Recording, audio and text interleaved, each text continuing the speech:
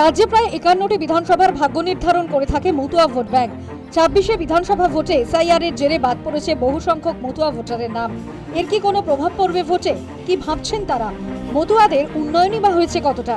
মতুয়াদের মধ্যে রয়েছে দুটি সংগঠন, একটি তৃণমূল সাংসদ মমতা বালা ঠাকুরের, অন্যটি বিজেপি সাংসদ শান্তনু ঠাকুরের। নাগরিকত্ব নিয়ে স্পষ্টত দুভাগ মতুয়া সম্প্রদায়।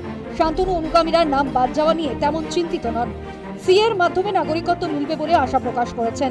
সেই সঙ্গে মমতা সরকারের আমলে তাদের উন্নয়ন হয়নি বলে হয়েছেন সরব। চাচ্ছি নতুন সরকার আসুক আমাদের। তাদের কাছে কি চাইছেন আপনি? কি আশা? নাগরিকপত্র চাচ্ছি আর সুন্দরভাবে যাতে বাস করতে পারে সেটাই চাচ্ছি। বিয়েতে কি লাভ হলো কিছু? হ্যাঁ, লাভ হয়েছে, কিরকম লাভ হলো? ভালো লাভ হয়েছে ঠাকুরের নামে। নাগরিকত্ব পাচ্ছে? হ্যাঁ, পাচ্ছি, সিটিজেনশিপ দিচ্ছে, নাগরিকত্ব পাচ্ছি, সবই হচ্ছে। ও যা টুকটাক যা বাদ যাচ্ছে সামনে উঠে যাবে সব। হ্যাঁ, সে আশা আছে, সে ভরসা আছে উঠে যাবে।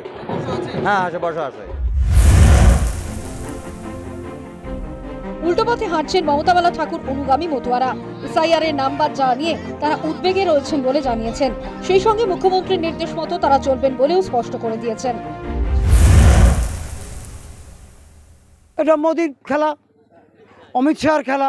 আমরা নাগরিকত্ব একভাবেই চাই, যেভাবেও আমাদের মমতা বালা ঠাকুর, তারপর আমাদের মমতা প্রধানমন্ত্রী মানে মুখ্যমন্ত্রী, সে যেভাবে বলবে আমরা সেইভাবে এগোবো। আগামী 29শে এপ্রিল রাজ্যে দ্বিতীয় দফার ভোট। বেশ কয়েকটি কেন্দ্রে ফ্যাক্টর হয়ে দাঁড়াতে পারে মতুয়া ভোট। কোন দিকে যাবেন তারা, এটাই এখন সবচেয়ে বড় প্রশ্ন। তারা বিশ্বাস করছেন যে রাজ্যে যে সরকারি ক্ষমতায় আসবে তারা তাদের সমস্যা নিয়ে ভাববেন, তাদের সঠিক মূল্যায়নটা হয়তো এবার করবেন।